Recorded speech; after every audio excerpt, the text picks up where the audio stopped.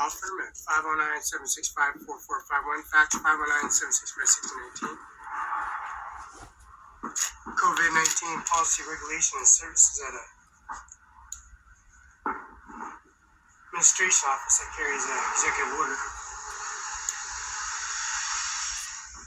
This executive order carries major consequences of his electoral campaign.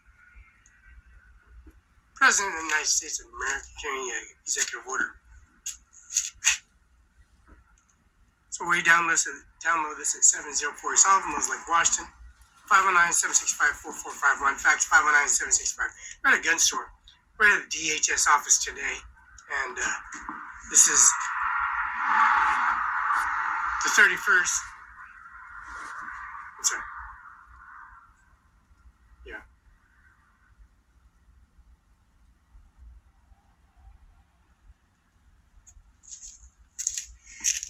Double check that. Yeah, Tuesday, December 31st, 11:50 p.m.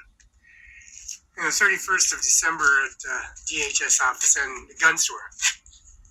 Get a receipt, transaction, and policy and a business license service at a McKenna law firm, giving duplicates and copies. And they continue to make things up. No service, no policy, regulation, and services. No administration office, no COVID executive order. You know, they make things up at a gun store, so we put the video confirmation policy, regulation, and service at a gun store on Stratford Road in Moses Lake called the Washington State Troopers and the Kennewick Police Department dispatch, of course. Because the McKenna Law Firm belongs to Tri-Cities, Washington, also Benton County and Grant County.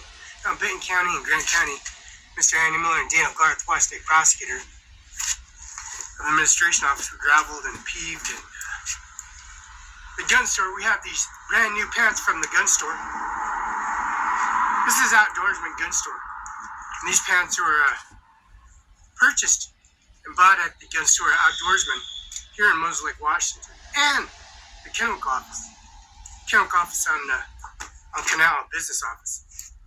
Now, the McKenna Law Firm, we got these combat boots, the Class A uniforms, these, this is a gun store. No, the gun store has this gigantic linen and winterized trousers, and they have brand new thermal insulated, cuffed and sewed and stitched linen inside the interior of the brand new trousers from the Outdoorsman. Now, Outdoorsman has these run about $300, $500 for each pair of pants on these ones, because the insulated linen on these is winterized for cold temperatures. So we ask for to get a receipt and transaction. Also, the purchase and transaction, McKenna Law Firm, how they broke into our window, business license renewals, and also the Kennewick McKenna Law Firm and Flynn Member and Pullman, our Social Security office, and also Giza, STCU, and Apple Credit Union, and also the other bank's assessments for direct deposit and services transaction for receipt and transaction for wire transfers. That means doing a deposit through a wire transfer from the Social Security office straight from McKenna Law Firm. Carla McKinnon, John Luke McKinnon, Virginia McKinnon, and Steve Hobbs, Kim Wayman, Secretary of State. Because I had to go to California to go get Secretary Kim Wayman. She got documents and policy regulations. She went to a college in California. So I had to retrieve all the information because I'm a born Washingtonian, and the Washington Army base and the policy regulation of the law firms here and the policy regulation at Gonzaga University. You know, the pictures, the memos, the policy regulations, and then building the University College, and then building Home Depot in Kennewick, Washington, and building Home Depot in Spokane, Washington, and building Home Depot, and they're using equipment policies of direct deposit EFT transaction.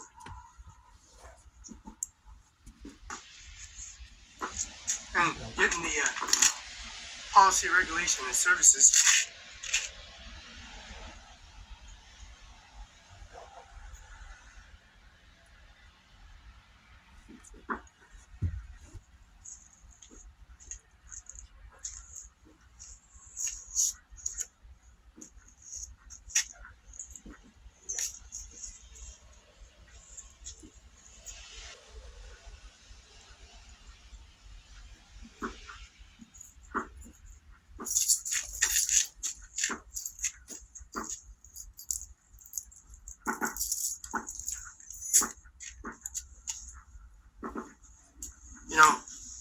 taking automatic transaction reports and services from a law firm, and then coming on the agencies, bringing agencies to the parking lot, and then gravel the pit and policy regulation, and then they break it in here, law firm, and insinuating, making things up, and taking video confirmation, signature verification on the policy, regulations, services, administration office at a law firm at 509-765-4451, fax 509-765-6019. You know,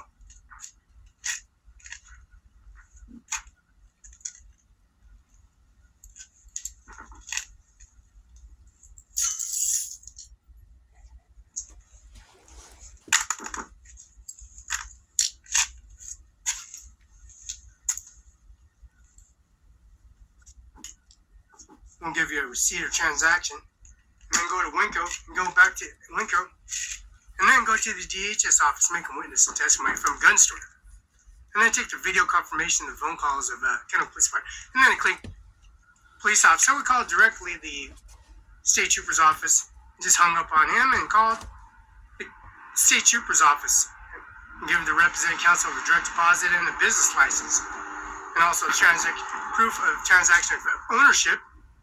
And then we'll give them a receipt. Not done yet. We'll use the phone right now and verify that. We're going to do that right now.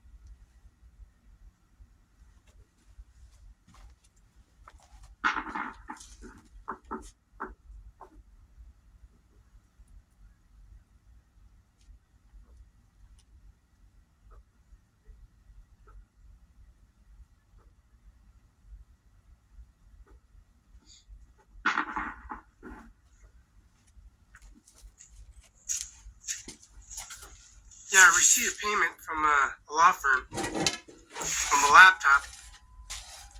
You know, inside the office, outside the office, on video confirmation, verification, policy, regulation, service that's been approved, sealed by the Secretary of State,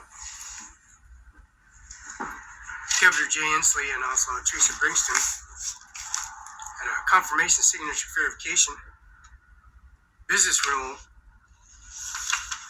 and recording the information from the DHS office for Winco's store.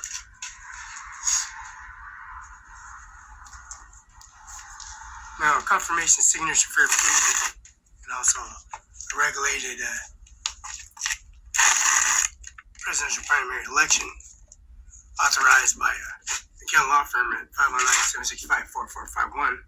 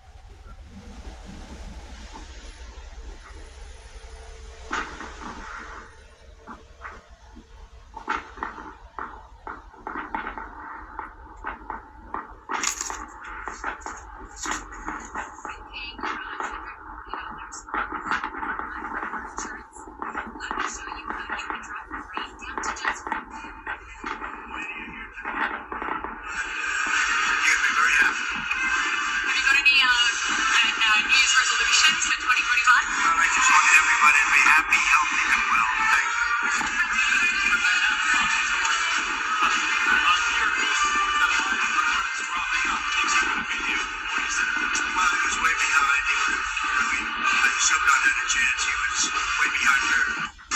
Many are here tonight.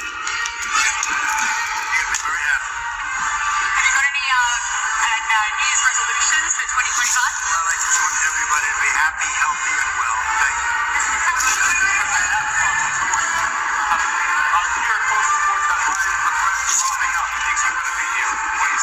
Well, he was way behind. He would have really, I still not had a chance. He was way behind her. And we wanted record. We're great people. Many are here tonight. We're great people. Many are here tonight. You'll be very happy. Have you got any New Year's resolutions for 2025? Well, I just want everybody to be happy, healthy, and well. Thank you.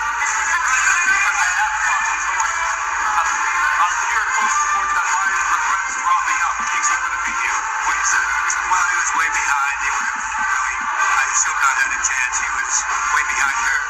And we wanted record numbers, as you know, in every swing state. We won the popular vote by millions and millions of people. So, hey, look, I wish him well. He had a chance to do it in the debate, and that didn't work out too well for him. That was, I guess, the reason that really led to his downfall. What are you looking forward to in 2025? Which is great, a great year. I think we're going to do fantastically well as a country. We're going to bring it back. It has to be brought back. People are not respecting our country very much, and they're going to respect us a lot. I think a lot of progress has been made over the last 5 weeks. It's been pretty amazing when you look at what's happened. There's a whole light over the whole world, not just our country. There are a lot of very happy people.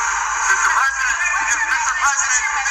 Republicans who are still not supporting Speaker Johnson. Say what? What's your message to those Republicans who are still not supporting Speaker Johnson? Oh, I think they'll support Speaker Johnson. I think we're going to have a great time in Washington, and I think we're going to get great support. He's the one that can win right now. People like him. Almost everybody likes him. Others are very good too, but they have 30 or 40 people that don't like him. So that's pretty tough. Are you calling members on his behalf? Well, if necessary, but I think really we're going to have a great time. We're going to get a successful vote. He's a good man. He's a wonderful person, and that's what you need. Are you going to change your mind on H-1B? I didn't change my mind. I've always felt we have to have the most competent people in our country. We need competent people. We need smart people coming into our country. And we need a lot of people coming in. We're going to have jobs like we've never had before. But sir, you said you changed your position. You plan to go to the Carter funeral next week? Say it. You plan to go to President Carter's funeral? I do. I'll be there. We were invited. I'd rather not say. Have you spoken to President? Are you your nominees? Well, I think we have great nominees. We're doing very well, as you know. Most of them are being thought of very highly, just about all of them. So I think we're going to do very well. You said you say it's eager to meet with you. Are you planning to meet with them? Well, it's a traditional meeting. Some people say we already had that. You know, we met. Nothing can happen.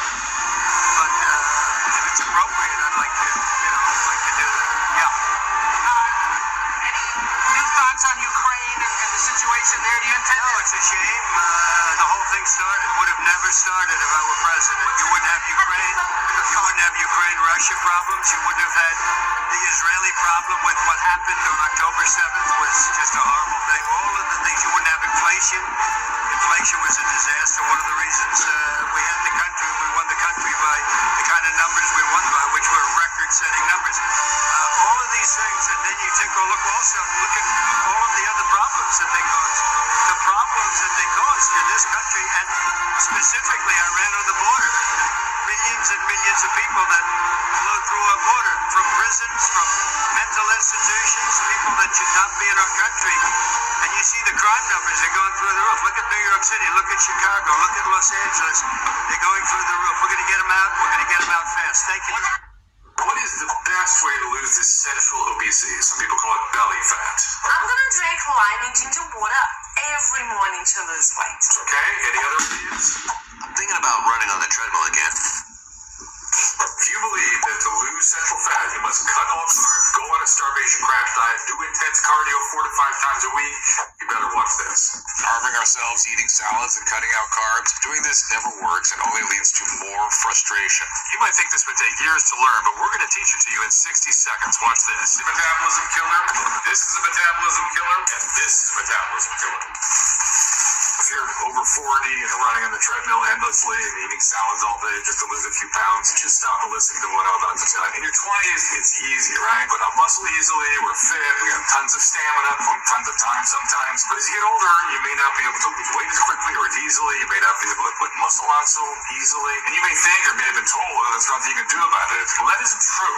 This is how to get in shape fast. Dr. Drew here. When it comes to cardio, it's true that it burns calories, mainly in the form of carbohydrates free in the blood. But here's the deal. After you work up a sweat, your body tends to replace those calories with your next meal. Steady-state cardio can actually release cortisol. Cortisol, of course, is your body's stress hormone, and it's not what you're looking for.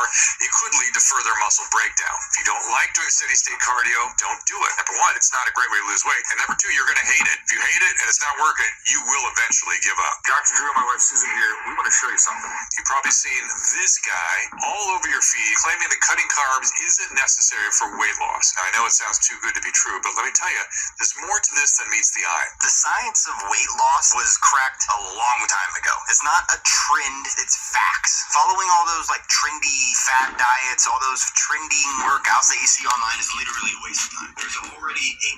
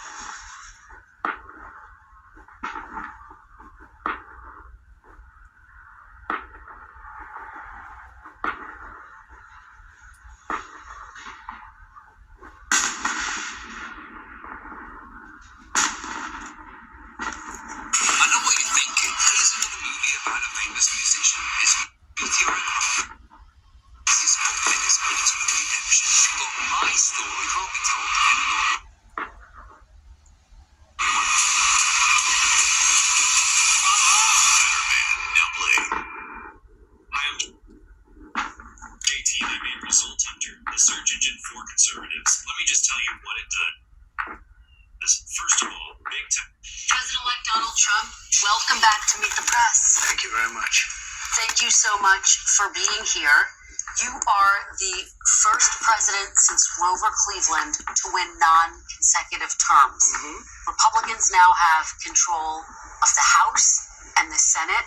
What do you plan to accomplish in your first 100 days in office? Well, we're going to do something with the border, very strong, very powerful. That'll be our first signal, and a first signal to America that we're not playing games. We have people coming in by the millions, as you know, and a lot of people shouldn't be here. Most of them shouldn't be here, but we have jails being emptied into our country. We have mental institutions from all over the world being emptied into our country. So we'll be doing that. We're going to be extending within that period, or as soon as we can, the Trump tax cuts, because you know they're coming due and they're very substantial for people, and it would be very, I think it will anger a lot of people, frankly, if we don't get an extension of that. That's what led us to one of the greatest economies ever. And those two things are going to be very vital, very important. We're going to be focusing on crime in the cities, and we'll work with Democrat governors. Most of them are, as you know, if you look at the 25 worst places, they're just about all Democrat-controlled cities and states, and we're going to be working with Democrat governors and Democrat mayors, and I look forward to doing it. But we have to do something about crime, and mostly in our cities. And we're going to have a lot of other things. We'll be working on nominations. We're going to still be working on some nominations. I think they're going very well.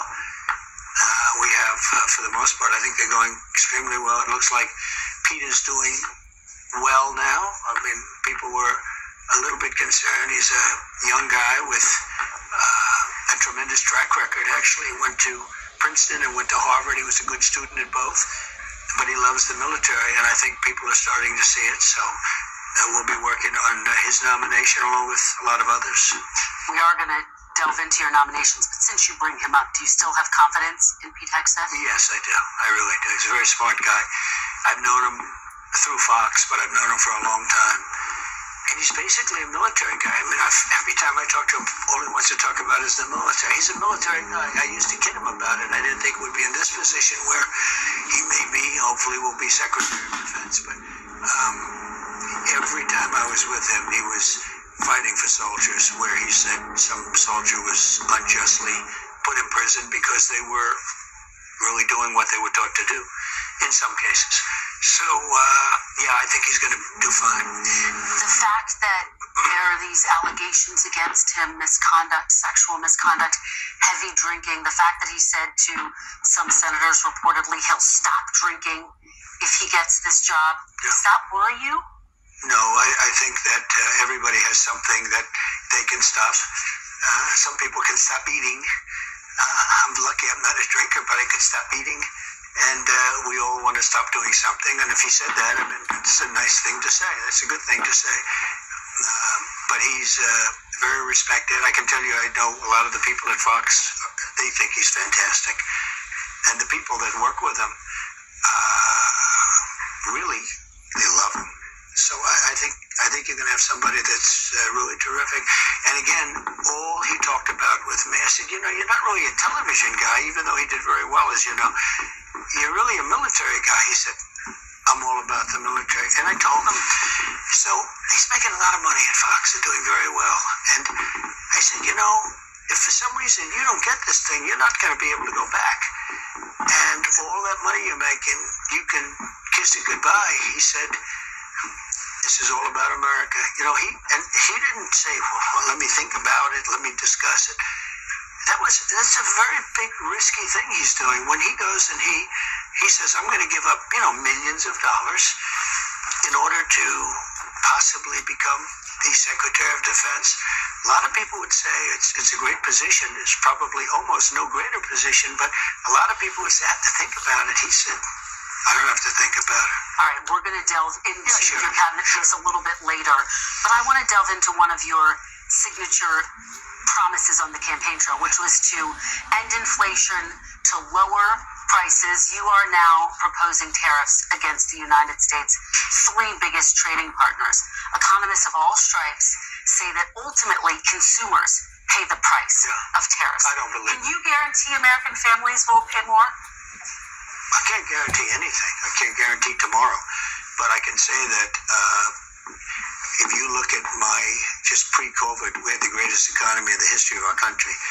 And I had a lot of tariffs on a lot of different countries, but in particular China. We took in hundreds of billions of dollars, and we had no inflation. In fact, when I handed it over, they didn't have inflation for a year and a half. They went almost 2 years, just based on what I had created.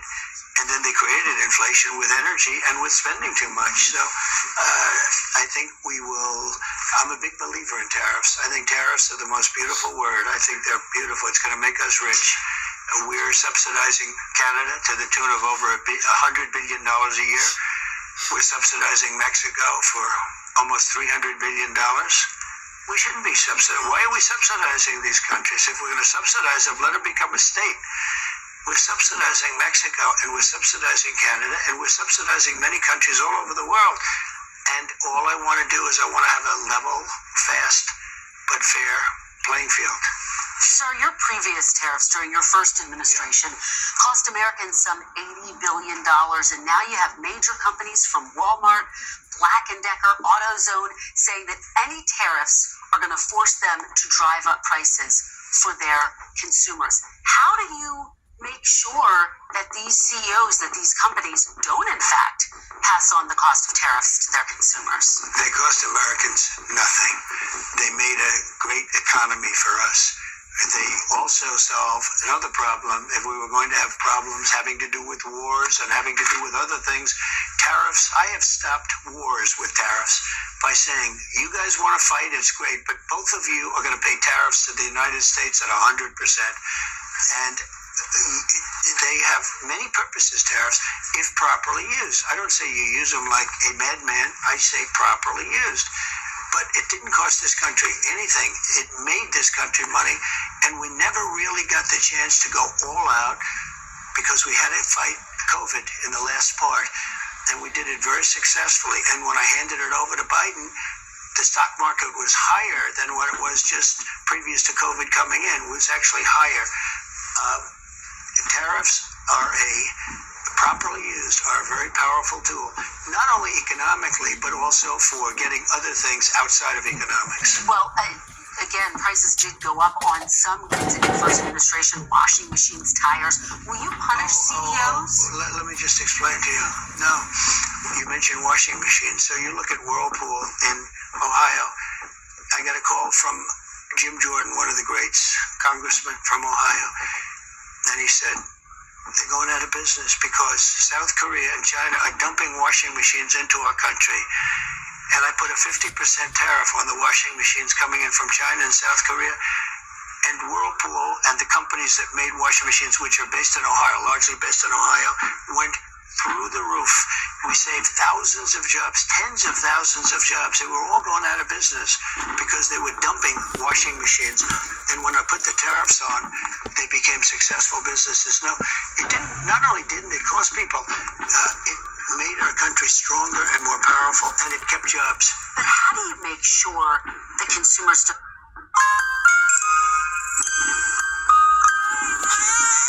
Big ideas don't come easy. But when you get one, use that moment of clarity to create a new reality. To turn your pastime into your full time.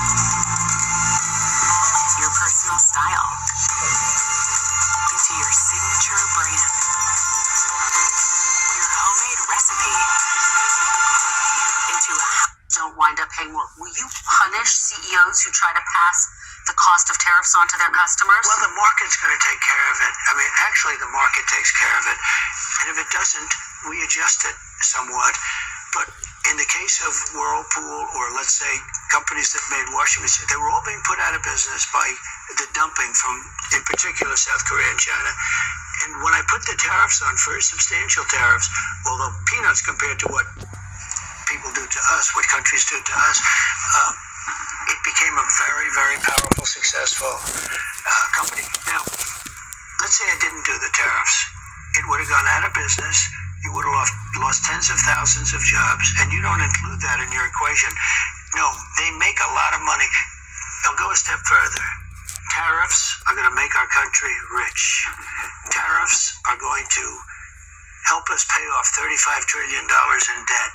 Tariffs are going to make our country safe because China, as an example, doesn't want to play games with us if we're going to do tariffs on them. They don't want to play games, and we have a lot of games being played on us right now. Well, I think, and that takes me to my next question. Yeah. Are you actually going to impose these tariffs, or are they a negotiating tactic? Well, I'll give you an example. With Canada, and in particular Mexico, we have millions of people pouring into our country. You agree with that? I spoke with both. I spoke with Justin Trudeau. In fact, he flew to Mar-a-Lago within about 15 seconds after the call. He was at Mar-a-Lago. We were having dinner talking about it. I said, you have to close up your borders because they're coming in the northern border too a lot. Not like the southern border, but they're coming in the Canadian border a lot. And drugs are pouring in. Almost as importantly, drugs are pouring in. Maybe more importantly, drugs are pouring in at levels never seen before. 10 times what we had. They're just pouring in. We can't have open borders. And I said to the president of Mexico and to Justin Trudeau, if it doesn't stop, I'm going to put tariffs on your country at about 25%. That's a very substantial tariff. And in the case of, in both cases, but in the case where it was really visible, within 10 minutes after that phone call, we noticed that the people coming across the border, the southern border, having to do with Mexico, they were at a trickle. Just a trickle. It was, in fact, I call the border. See, unlike my opponent, I do call the border a lot. And I said, how's the border looking today? They said, there's nobody here. They couldn't believe it. The military stopped these vast groups of people. You know, we call them caravans. But they had caravans of people, and they largely stopped them. Now, they're going to have to continue that, but if they don't continue, and the other thing I told them is no more drugs, and I told that to China too. I had to deal with President Xi. Had the election been different, I'm going to be very nice because we don't have to get into an argument over 2020, but had the election been different, the result been different, we would have had China giving the maximum penalty, which is the penalty of death, to people that sent fentanyl into this country. But Biden didn't, unfortunately, finish that discussion. I had an agreement with President Xi, who I got along with very well. We've had communication as recently as this week. And I had communication with him where they were going to give the death penalty to anybody sending drugs into the United States. This week you had that conversation. Not that conversation, but I had other conversations. But in the past, I've had that conversation. Let me ask you about another aspect of the economy, sir, the minimum wage. The federal minimum wage has been $7.25 since 2009. There are 20 states that still have federal minimum wage at $7.25, and I actually have a map. 19 of these states actually voted for you, sir. Mm-hmm. And you can see it right here. I don't know if you remember this, but during the debate in 2020, I asked you if you would raise the minimum wage. You said you would consider it. And so my question for you is, now that you are going back to the White House, for these 19 states that voted for you, are you going to raise the federal It's a very low wage? number. I will agree. It's a very low number. Let me give you the downside, though. In California, they raised it up to a very high number, and your restaurants are going out of business all over the place. The population is shrinking. It's had a very negative impact. But there is a level at which you can do it, absolutely. What is that level? I don't know. I mean, I really don't know. I can say this. You have a lot of businesses that are open and thriving because of the lower minimum wage. If you raise it too much, and you understand this, if California went crazy, they went crazy, and the restaurants are closing all of them. Many more people are hurt.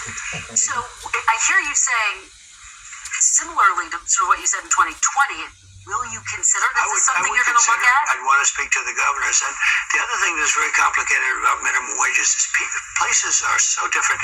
Mississippi and Alabama and great places are very different than New York or California. I mean, in terms of the cost of living and other things. So it would be nice to have just a minimum wage for the whole country, but it wouldn't work because you have places where it's very inexpensive to live, where a minimum wage, which is at $8 or $9, might have very little effect because the cost of living in certain places is really low. Before we move on to immigration, which I do want to talk about, the chairman of the Federal Reserve, Jerome Powell, said he will not leave his post even if you ask him to. Will you try to replace Jerome Powell? No, I don't think so. I don't see it. But I think if I told him to, he would. But if I asked him to, he probably wouldn't. But if I told him to, he would. You don't have plans to do that right now? No, I don't. Okay, let's talk about mass deportation, one of your big agenda items. You've talked about prioritizing people who have criminal histories. Correct. But is it your plan to deport everyone who is here illegally over the next 4 years? Well, I think you have to do it, and it's a very tough thing to do. But you have to have, you have rules, regulations, laws that came in illegally. The people that have been treated very unfairly are the people that have been online for 10 years to come into the country. And we're going to make it very easy for people to come in terms of they have to pass the test. They have to be able to tell you what the Statue of Liberty is. They have to tell you a little bit about our country. They have to love our country. They can't come out of prisons. We don't want people that are in for murder. So we had 11,000 and 13,000 different estimates, 13,099 murderers released into our country over the last 3 years. They're walking down the streets. They're walking next to you and your family, and they're very dangerous. The 13,000 figure, I think. So we're going to have this confirmation signature verification business license. You got testimony. McKenna Law Firm here in Mudds Lake, Washington.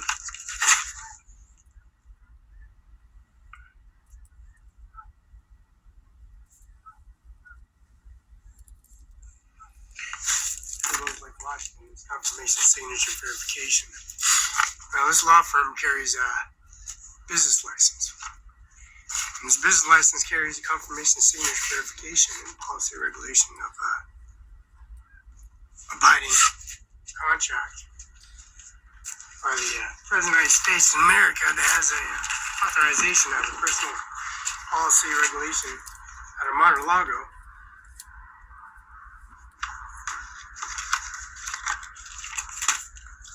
And making conversation and policy in Mr. Donald Trump in his interview.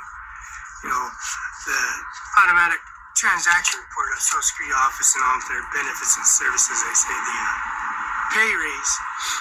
So we're experiencing that pay raise difficult in service. So we're at a gun store, and the transaction report of purchase and transaction, and that transaction, and also the YouTube URL of Mr. McKinnon, Virginia McKinnon, also that all that sod used as Ivanka Trump's grave to cover up the sod, the defamation services of a purchase and transaction at a DHS office, which he did that live, and also at a gun store.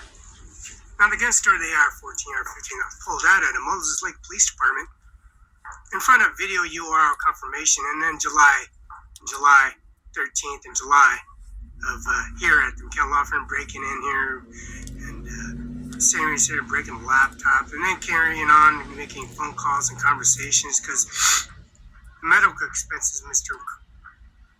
Policy Regulator, Mr. John Luke, Carla McKinnon, and also Policy Regulation DHS Office and Services, making things up at a mailbox, a federal mailbox, sending confirmation certifications of the billing manifest of Donald J. Trump, the titles, Bill Gates, 1835-73 Medina, and then Mr. Donald Trump in Mar-a-Lago, Florida, Palm Beach, and go to a mailbox and confirmation services of business license renewal, Teresa Brinkston and Jay Inslee, and the policy regulation of our housing development services and the policy regulations and services. Stories don't match up one way or another.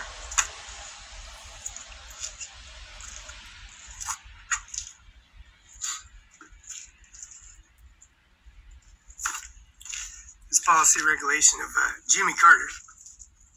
Now, Jimmy Carter with George Bush Sr. Of course, George Bush Sr., Mr. Nixon, Ronald Reagan, and Jimmy Carter, and the Vice President. And the policy regulation of the President's primary election. Of course, Ronald Reagan, Donald Trump, and then Ronald Reagan, and then Donald Trump, George Bush Sr., Jimmy Carter, Ronald Reagan, and of course, Mr. Nixon. The Policy Regulation and Service Administration Office's authorization and personal agreement society bring in testimony and services. And also the Service Policy Regulation of Mr. Norman J. Manis, carrying that Vice President primary election. And also the Family and Cartel Service Administration Office and Policy Regulation of Authorization and Service of COVID Authorization. And also the President Primary Election, 45th, 47th President of the United States of America. Now, these services, continuing on with President of the United States and Policy Regulation Services, Mr. Obama, Mr. Bill Clinton, Mr. George Bush Jr., and George Bush Sr., Mr. Obama. Don't forget, we got Bill Clinton, George Bush Jr., Jimmy Carter, Obama, and George Bush Sr. photograph policy FedEx UPS confirmation signature. We got George Bush, policy regulation of George Bush, the 43rd President of the United States of America. George Bush, the 43rd President, the sealed document serves to Mr. Donald J. Trump. Now, Bill This is the Billing Manifesto and Bill of Rights. The 46th President of the United States, Joe Biden, and the Policy Regulation President of Primary Election. Now, Joe Biden, the Policy Regulation Service. We'll get the Queen of London, of course. Tiffany, Policy Regulation and Service President of Primary Election. The Service and Policy Regulation the Society of the President of the United States of America, and Melania. And also the Policy Regulation of Service of